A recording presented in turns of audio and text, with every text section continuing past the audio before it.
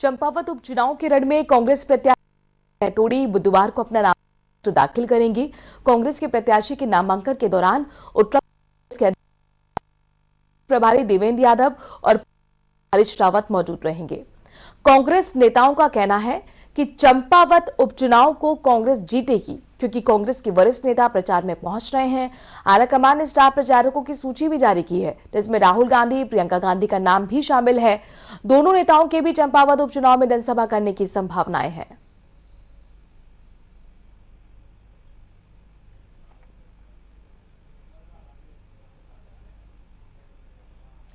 और सीधे रुक करते हैं एक बार फिर एसोसिएट एडिटर ज्योत्सना हमारे साथ इस खबर पर जुड़ गई हैं।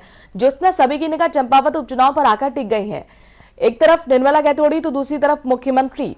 ऐसे में मुकाबला क्या माना जाए? जिस तरह से वन साइड कहा जा रहा है बीजेपी की तरफ से, या कड़ी टक्कर देने के लिए कांग्रेस ने तैयारी की है? देखिए, अगर शक्ति प्रदर्शन के आधार पर देखें तो वन साइड इसे आप कह सकती हैं, क्योंकि सिटिंग मुख्यमंत्री हैं और जिस तरीके से उन्होंने अपने नामांकन में अपना शक्ति प्रदर्शन किया, उससे कहीं ना कहीं उन्होंने एक मनोवैज्ञानिक दबाव बनाने की भी कोशिश की है और लीड लेने की भी कोशिश की है, क्योंकि तमाम इसके अलावा सांसद, केंद्रीय रक्षा राज्य मंत्री, संगठन के सभी वरिष्ठ नेता, 1 दर्जन से ज्यादा विधायक सभी इस रोड शो और शक्ति प्रदर्शन में मौजूद रहे। रही बात कांग्रेस की, तो कांग्रेस ने जो अभी चुनाव लड़े थे और लगातार 2002 से चुनाव लड़ रहे थे, हेमेश खरकवाल, उनको टिकट नहीं दिया। ये बताया जा रहा है कि हेमेश खरकवाल ने अनिच्छा जाहिर की इलेक्शन लड़ने की और अपने स्वास्थ्य कारणों का हवाला दिया। ऐसे में निर्मला गैतोड़ी ही कांग्रेस के पास एकमात्र चॉइस थी और कांग्रेस ने निर्मला गैतोड़ी को इसलिए भी आगे किया कि एक तो मातृशक्ति है, महिला के नाते वो काफी उस क्षेत्र में सक्रिय रही हैं, शराब विरोधी आंदोलन में वो बहुत सक्रिय रही हैं। इसके अलावा मनरेगा को गांव-गांव तक महिलाओं को कैसे जाए उसके लिए उन्होंने बहुत जबरदस्त किया है। और सबसे बड़ी बात है कि वो कांग्रेस की जिला अध्यक्ष रही हैं, महिला मोर्चा की नहीं बल्कि जो मेन कांग्रेस विंग है उसकी जिला अध्यक्ष रही हैं महिला होते हुए, तो उनको एक मुखर नेत्री माना जाता है और पहाड़ के हिसाब से उनको संघर्षशील और जुझारू एक नेता माना जाता है। हालांकि वो पहली बार विधानसभा चुनाव लड़ रही हैं और उनका मुकाबला सीधे मुख्यमंत्री पुष्कर सिंह धामी के लिए है और पुष्कर सिंह धामी को भी हर हाल में सदन का मेंबर बनना है, तभी वह मुख्यमंत्री कंटिन्यूटी में रह पाएंगे।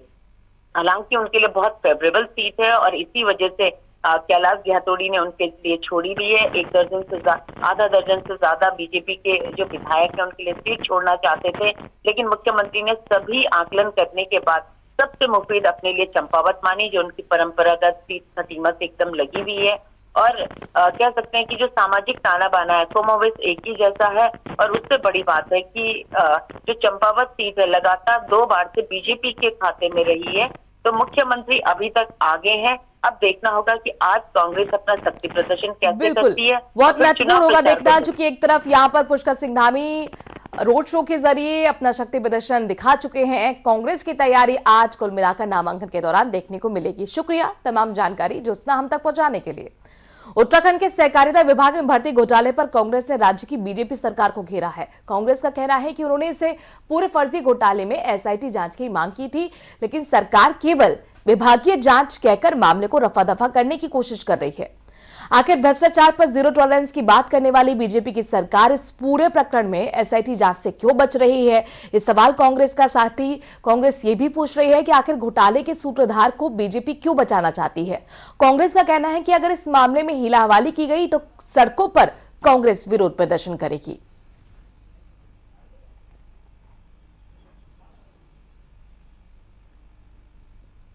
एक बार फिर हमारे साथ सारा समय की एसोसिएट एडिटर ज्योत्सना जुड़ गई हैं। ज्योत्सना, कुल मिलाकर जो सहकारिता विभाग का घोटाला है उसके जरिए उपचुनाव से पहले एक माहौल बनाने की कोशिश।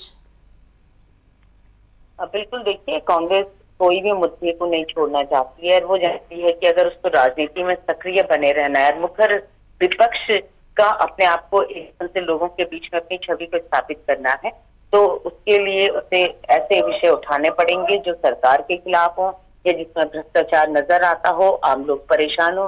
सहकारिता विभाग भी कुछ ऐसा ही है। आप भी जानती हैं कि बैंक होते हैं वो एक किस्म से आम लोगों से जुड़े हुए होते हैं, और उसमें जो 4th क्लास का भर्ती घोटाला है जो पिछले कार्यकाल से चला आ रहा था, जिसमें कांग्रेस लगातार सवाल भी उठाती रही है, अब विभागीय जांच में पुष्टि हो रही है कि कहीं ना कहीं कुछ गड़बड़ झाला हुआ है। जी, लेकिन ज्योत्सना, चूंकि ये मामला पुराना है तो ऐसे में बीजेपी ये कहती आई है कि हमने खुद इस मामले को देखा था, परखा था और हम कार्रवाई कर रहे हैं। इसकी जांच कहां तक पहुंची और कितने स्तर पर अब तक कार्रवाई हो पाई है? बिल्कुल, देखिए जांच काफी आगे पहुंच चुकी है। जो प्रदेशक स्तर के कई अधिकारी पद से अधिकारियों पर इसकी गाज सस्पेंशन के तौर पर भी कुछ पड़ी है, और इसके अलावा जो भर्ती प्रक्रिया है फिलहाल उसे रोका गया है, क्योंकि 400 पदों पर भर्ती होनी थी, और जब ये भर्ती प्रक्रिया चल ही रही थी तभी ये मामले सामने आ गए थे, जिसे देखते हुए सरकार ने पहले ही एहतियातन ये कदम उठा दिया था। और अब भी सरकार ने जो आउटसोर्सेज से आए थे अधिकारी हैं उनको वापस करने का फैसला लिया है कि सहकारिता विभाग में जो भी भर्ती होंगी वो सहकारिता विभाग के माध्यम और नियमित होंगी।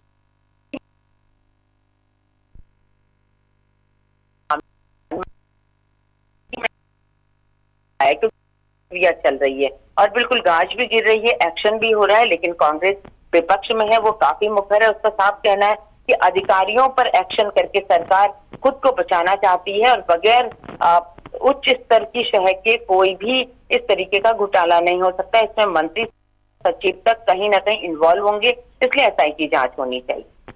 शुक्रिया ज्योत्सना, तमाम जानकारी हम तक पहुंचाने के लिए।